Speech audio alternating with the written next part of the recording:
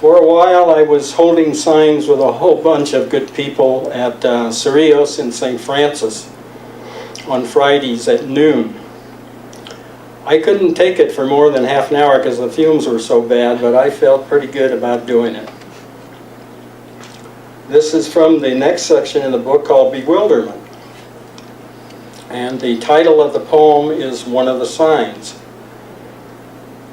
Do not bomb children. It was written in December. Do not bomb children. I'm huddled, sucking fumes that sear my lungs. The compassion for Iraqi sign pressing my chest. Nose dribbling mucus onto the scarf, reddening my shoulders. As semi-trailers, rental vans, pickups sprouting aluminum ladders, spraying soot like flak, downshift off the signal like the grinding of bones.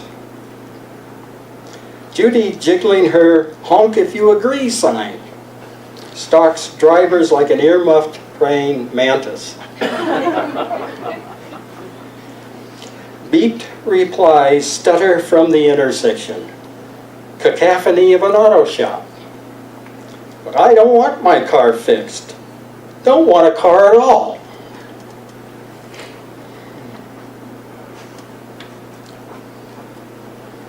Another poem from the second section, Bewilderment. For a while, my stepdaughter and her husband and our two grandchildren in Berkeley begged us to come back. And this poem was written as an answer to their pleas. It's called His Daughter and Son Beg Him Back. That's clear enough. But he won't return, not without wailing, to the land of technological savvy, where lilac-scenting adobe walls seem dreams. Though he picks his way past syringes and beer cans, he blooms in Santa Fe. His spirit's a well-tuned guitar. Though his neck is wrinkling, he sees sunrises blazing from Fleabane. He clicks castanets.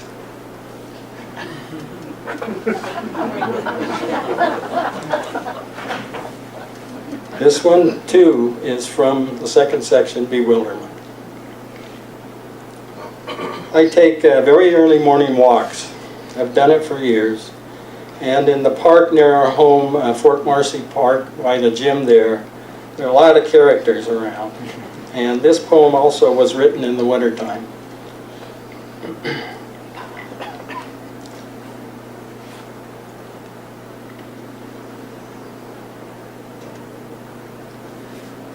It's called Passing Time. Out in the park, I'm starting to shiver. But Chuck, a grizzled 80, is dying to show me scars on his neck and in his armpit. Beaten since birth by his mom because Dad beat her. They died, but we live. Chuck taps his temple. Cold and weary, I wrap my ribs listening to kids on the jungle gym, shining in light behind 3 Siberian elms. Watch the moms chattering while Chuck drones on.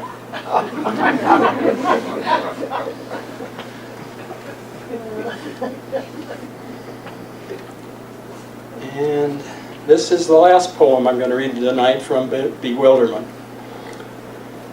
Noreen and I took a lot of community seminars up at St. John's a few years ago. And the ones we enjoyed most were taught by the mythic Charles G. Bell. He taught a class on the Renaissance and concentrated on Michelangelo. And we learned that God told Michelangelo, to stop carving such beautiful figures. This poem is a little story about what I imagined went on between Michelangelo and God. and it's called Rondinini Pietà. It's a famous sculpture, many of you know about it. It's in Florence now. Rondinini Pietà. Trapped in their marble mass as in quicksand, Mary, chipped and scarred, leans on Christ sagging against her. Forearm severed. Nose and penis smashed by the aging sculptor. When God bellowed, earthly beauty turns putrid. Art is false solace, man's pride. Jerking awake at midnight, booted and smocked, Michelangelo snatches his hammer. Coughing stone dust swarming like gnats, and hacks away at his passion for flesh in a last try to please God. Now we move to the third section of the book, Burned Out.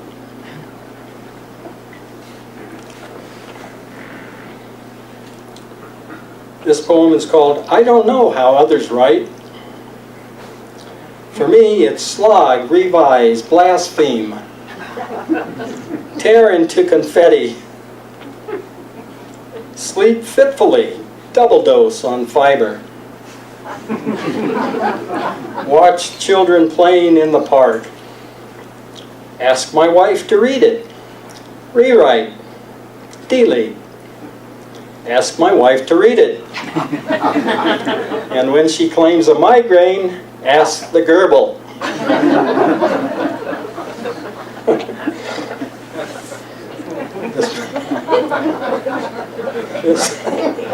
This poem, too, is from Burned Out. This is about my parents. I had a long haul reconciling myself to not being an orphan.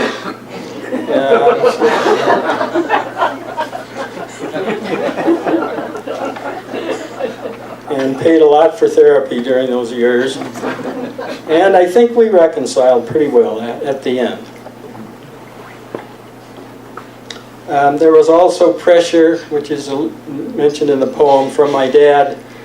As Matt knows, my grandfather invented color for concrete called lithochrome and chromix. And you see it around Santa Fe too. And my dad tried mightily to get me to follow in his footsteps. But he was a rageaholic, and I wanted to write. Okay, so this poem is called Last Rites, R-I-T-E-S.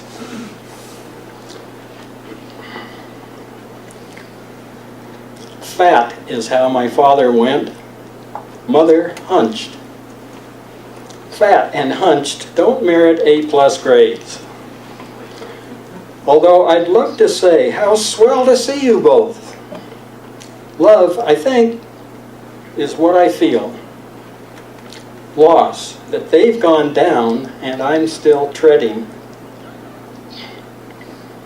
Though my mind seems young, and memory objects to what the mirror shows.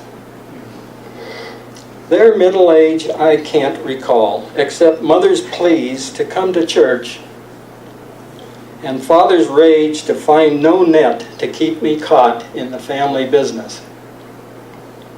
So maybe I'm much better off, lonely without them today.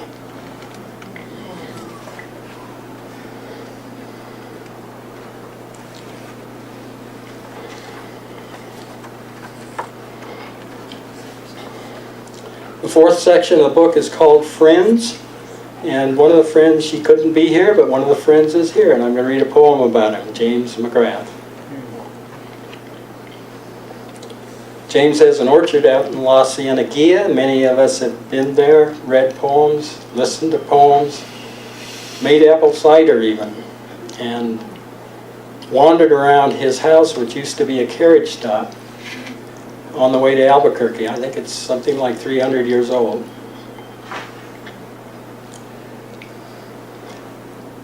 The poem also talks about the Minutemen missiles that are, I assume they're still buried in Nebraska and Iowa in silos. And I brought in also well-known personality in Santa Fe, Dr. Zhao, the acupuncturist. So let's see if it hangs together. This poem is called My Friend James. Why can't I write love of nature poems like him? Bouquets of them. Bud Light and Crystal Geyser empties lurk on walks where I love.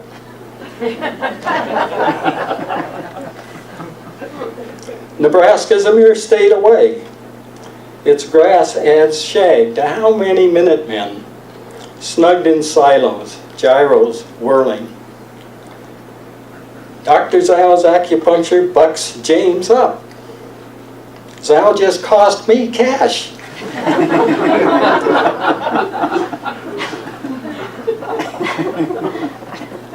James feels sure he'll reappear, a village bard in Yemen.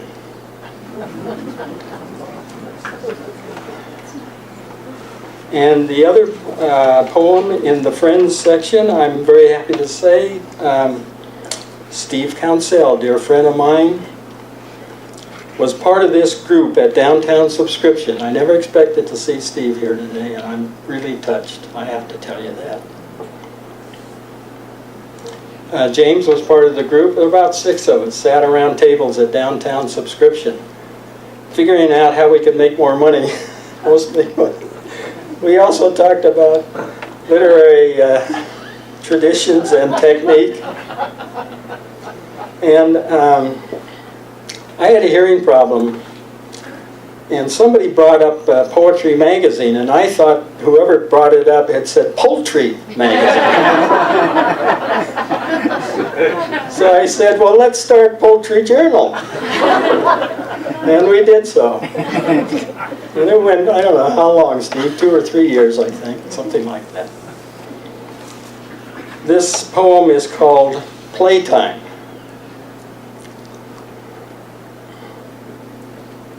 Earthly paradise means imagination. That cholla blooms in January. That Tibetan girl with polio frolics in Monsignor Patrick Smith Park. How we cluck at Downtown Subscription.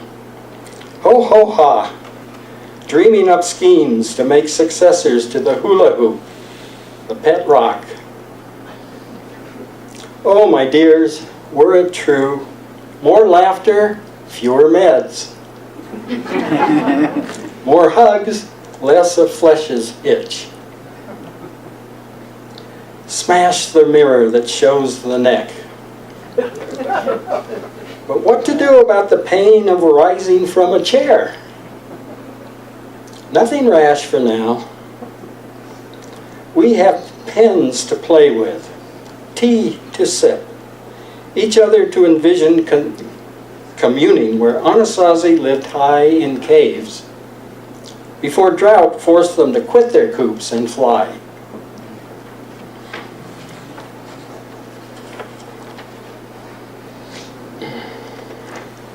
And the last 3 poems I'm going to read tonight are from the section called I Love You. And they're from a whole bunch of poems that I've written to my wife, Noreen, for many decades.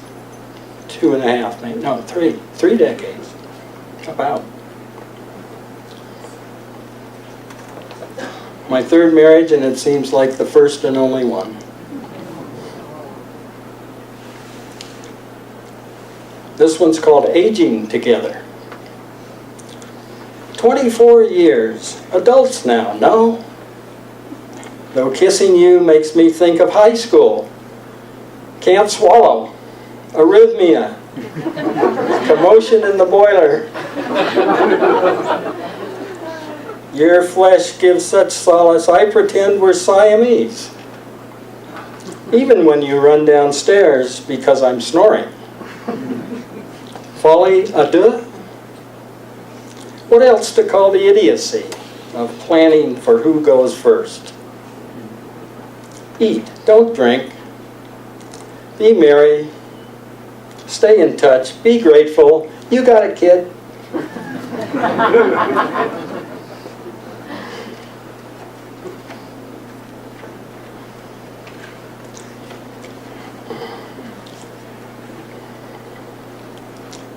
next one is called simply For Noreen.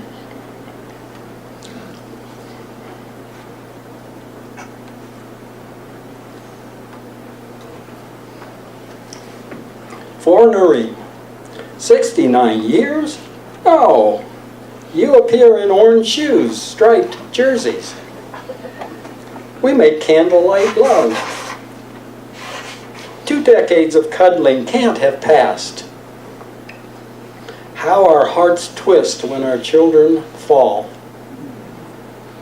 I need always the longing for laughter in your green eyes, the deep rejoicings so far.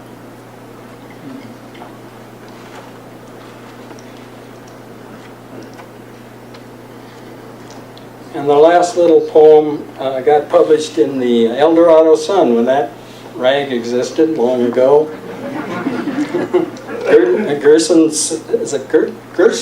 Gershon Siegel, still writing, I think. Anyway, we lived out in the west end of El Dorado looking out at the longhorn cattle and the pronghorn antelope out there. This poem's called Jubilate. Kissing you is like plunging into blue blossom sage, a hummingbird whir every new penstemon cloud blooming day. Thank you.